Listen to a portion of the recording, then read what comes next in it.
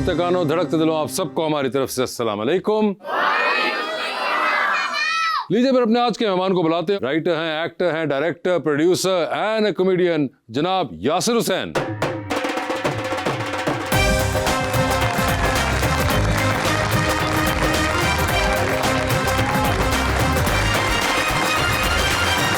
Please तशरीफ रखें। Thank you ji, thank you sir. क्या हाल चाल है आपके? अल्हम्दुलिल्लाह। कोई रिसेंट कोई छक्का मारा हो सोशल मीडिया के ऊपर? कोई भी नहीं, सब पुराना। देखिए, वार ऐसा करें कि वो जानदार और यादगार रहे। वही ऐसा पुराना वार कौन सा था जो जानदार और यादगार रहा था? बस बहुत सारी जानदार वार हैं जो अब तक चल रहे हैं सोशल मीडिया पे। हर चौथे दिन वो कोई वैसे मैं कभी सोचता हूँ, क्या यासिर सुबह जब सो के उठते हैं आप, तो क्या होता है कि आप सो के उठते हैं और उसके बाद आप कहते हैं अच्छा भाई आज जब क्या है सोशल मीडिया पे, किस बारे में मैंने बात करनी है? नहीं, सीरियसली पूछ रहा हूँ आपसे कि लास्ट आपको क्या याद है मेरी बात? बहुत पुरानी चीजें। अब तो नए इतने लोग, अब तो फहद मुस्तफा को बुला के आप ये बात पूछें। आजकल तो वो खबरों में है, आजकल फजीला काजी साहिबा खबरों में है, हाँ, ये लोग फिजा अली खबरों में है, हाँ, ये सब लोग खबरों में रहते हैं आजकल। मैं तो बिल्कुल नहीं। लेकिन देखिए ये सब लोग अभी इस मामले में जूनियर हैं आपसे। नहीं, और जिद मैं हो सकता हूँ इस चीज का। मैं 2 बच्चों का बाप हूँ, मेरा इन चीजों से क्या ताल्लुक? अरे लेकिन आप तभी हरकतें करते हैं जब ये अभी नहीं इस बाकियों ने शुरू की थी। हाँ, मैं ये जरूर कहूंगा कि सोशल मीडिया पे अपना ओपिनियन रखना मैंने शुरू किया, लेकिन इसका मतलब ये नहीं है कि ओपिनियन तो मेरा इस कमरे में तकरीबन हर चीज़ के बारे में है, तो वो हर चीज़ के बारे में थोड़ी ना मैं कर लूँगा। लेकिन अब मैं देख रहा हूँ कि ये हो रहा है कि लोग हर चीज़ के बारे में ओपिनियन दे रहे हैं। जो रोज़ डेली बेसिस पे चीज़ें हो रही हैं उसके बारे में बता रहे हैं कि यार ये गलत है, ये सही है, इसको ऐसे होना चाहिए था। हाँ, तो ये बहुत ज़्यादा हो रहा है। बट उसमें यह है कि शायद उनको मज़ा आ रहा हो, फेम है, चीज़ें हैं, साथ साथ चल रही हैं। फेम भी काम एक बड़ा वो हो गया ना कि फेम अच्छा या बुरा, बस फेम होना चाहिए। और एक जो नया हमें हो गया कि वायरल सबको होने का बहुत शौक है। मैं भी उस दिन यही बात कर रहा था कि हमारे यहाँ एक तो ये भी फर्क नहीं है किसी को कि कंट्रोवर्शियल और वायरल दोनों बड़ी अलग चीजें हैं। तो हमारे यहाँ वायरल होने को भी कंट्रोवर्शियल समझा जाता है। हाँ, कि जी ये बड़ा वो बद से बदनाम बुरा वाली बात हाँ है। जी, तो ये फर्क अभी नहीं, हमें बहुत सारी चीज़ों के फर्क समझ नहीं आए। हमारी इंडस्ट्री बड़ी नई है, हमारे लिए सारी चीज़ें बड़ी नई है। ये फ़ोन, ये सोशल मीडिया, मतलब मेरे जैसे इंसान को जिसका आप कह रहे हैं कि मैंने शुरू किया, मुझे अभी तक सोशल मीडिया पूरी तरह समझ नहीं आया हुआ। मुझे नहीं पता ये स्टोरी कैसे नहीं समझ आया पूरी तरह, तो आपने ये हाल किया। सोचें अगर आता होता तो फिर क्या करते आप? फिर मैं वो करता जो आजकल ये लोग कर रहे हैं। मगर वैसे होता है, कभी घर पे होता है इकरा कभी मना करती हैं आपको बोलने से पहले, या बोलने के बाद आपको कोई कहती हो कि ये वैसे अवॉइड भी हो सकता था ये वाला टॉपिक? मैं अमूमन इकरा के मामलात में ज़्यादा नहीं बोलता, इकरा मेरे मामलात में नहीं बोलती। हाँ नहीं, मगर ये आपके मामलात बड़े पब्लिक वाले होते हैं। हाँ, हम दोनों ही पब्लिक फिगर हैं, हमारे मगर इकरा बिल्कुल आपके मुकाबले में बहुत ऑपोजिट हैं वो। हाँ, वो इतनी ज़्यादा ऑपोजिट है कि उसका तो बिल्कुल कभी कोई स्टेटमेंट भी नहीं आती। हाँ, और मैं उतना ही वोकल हूँ इस मामले में। बट अगर देखें तो मैंने अगर कभी किया तो या तो किसी को एक्टर से शरारत की है, उसको बुरा लग गया, ये एक आध दफ़ा हुआ है।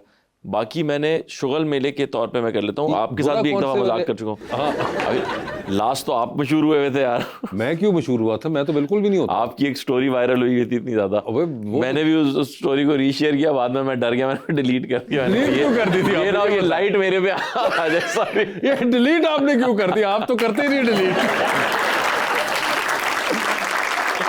आपका एक मामला चला था तो उसमें मैं उस बात को समझ नहीं पाया और मैंने उसको एक जनरल बात समझ के रीपोस्ट कर दिया। हाँ, पॉडकास्ट के बारे में आपने कहा था, पॉडकास्ट का था, और मुझे बड़ी अच्छी लगी बात। हाँ, क्योंकि मैं देखता हूँ पॉडकास्ट आजकल इतनी ज्यादा हो रही है, मतलब मुझे कोई रैंडम आदमी मिलता है ना कि वो मैं कभी गेज ही नहीं कर पाऊंगा कि ये आदमी पॉडकास्ट करता होगा। हाँ, और मुझे कहता है यासिर भाई आपको पॉडकास्ट से बुलाना है। मैं कहता हूँ किसकी? कहता है मेरी। तो मैं अजीब करता हूँ यार कि मतलब ऐसे कि यहाँ जितने लोग बैठे हैं उनमें से आधे लोग पॉडकास्ट करते हैं, तो आपको कैसा लगेगा? ईंट उठाओ पॉडकास्ट। हाँ, ऐसे है। तो मैं भी बड़ा परेशान था, ये पॉडकास्ट पे मना कैसे किया जाएगा यार।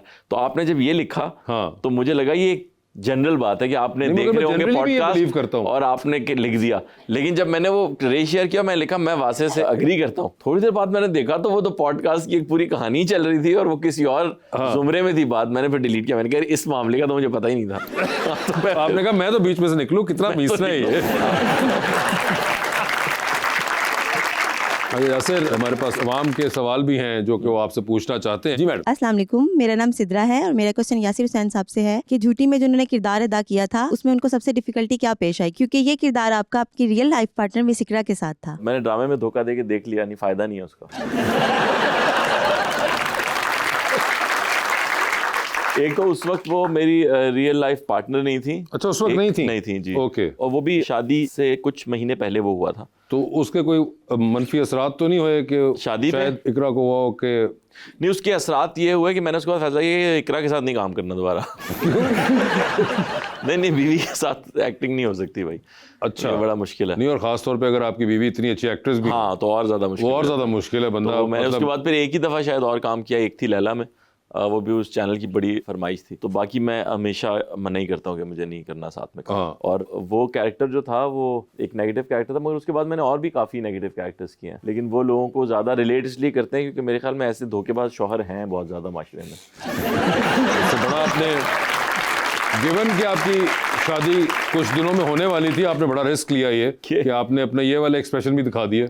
हाँ, मैंने उसको बता दिया कि देखो ऐसा भी हो सकता था तुम्हारे साथ, ऐसा भी हो सकता था, या फिर ये वाले अगर मैं घर पे एक्सप्रेशन दूंगा तो समझ जाना कि मैं झूठ बोल रहा हूँ। जी सर। अस्सलाम वालेकुम सर, मेरा नाम आफ्ताब है। मेरा सवाल सर आपसे है कि आपके ड्रामा सीरियल बांदी और बादशाह बेगम को काफ़ी ज़्यादा पसंद किया गया। इस किरदार की तैयारी कैसे की, खुद की या भाभी ने करवाई आपको? हाँ, ये अच्छा सवाल है। मैंने जब झूठी किया ना, तो झूठी में मेरी एक्टिंग बड़ी सटल थी कि एक आदमी है जो अपनी बीवी को धोखा दे रहा है और वो नॉर्मल है। कभी अगर आप मुझसे फ्रॉड करेंगे तो आप मुझे ये थोड़ी करेंगे कि तुम मुझे 50 लाख दो और मैं फिर तुम्हें उसके 60 लाख वापस करूँ। आपको पता चल जाएगा ये तो नहीं करेगा वापस, ऐसे है ना। तो मैं तो नॉर्मल करूँगा, यार आप मुझे 50 लाख दें, मैं कसम से आपको 60 लाख वापस करता हूँ, बल्कि मैं पेपर पे लिख देता हूँ, ऐसे मैं करूंगा ना। तो अब मैं ये कर रहा था और डायरेक्टर मुझे कह रहा था यार आप तो विलन लग ही नहीं रहे। वो एडिटर कह रहा है कि इनको तो सच्ची मोहब्बत है इनसे, ये तो झूठ बोल ही नहीं रहे उनसे। तो मैंने कहा यार अगर ये झूठ है, ये अगर आवाम को पता चलेगा तो ये जो मेरे साथ खड़ी है इसको क्यों नहीं पता चल रहा? एग्जैक्टली, पागल है कैरेक्टर ये। तो फिर उन्होंने कहा नहीं आप फिर थोड़ा ना डायलॉग बोलने के बाद ना, फ्रॉड करने के बाद कैमरे को देख के एक्सप्रेशन दिया करेंगे ओके,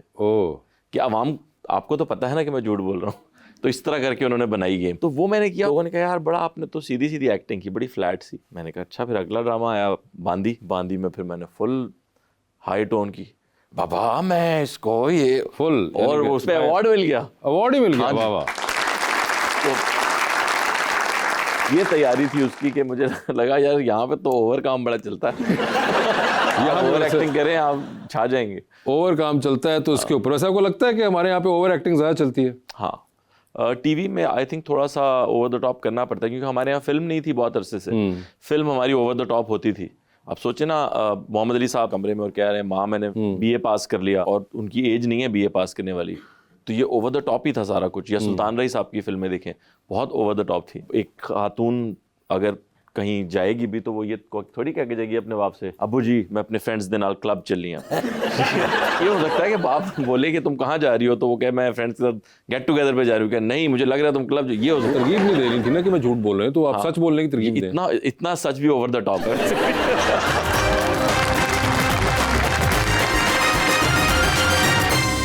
वेलकम बैक जी। तो हमारा सेगमेंट है और करें पोस्ट, जिसमें आपकी पोस्ट की हुई चीजें हम दिखाएंगे और जानना चाहेंगे। क्यों दिखाएं? मैं भूल गया हूँ वो पोस्ट। नहीं, हम जानना चाहते हैं कि शायर उसमें क्या कहना चाह रहा था। तशरीह करें अपने ही सामान की। आप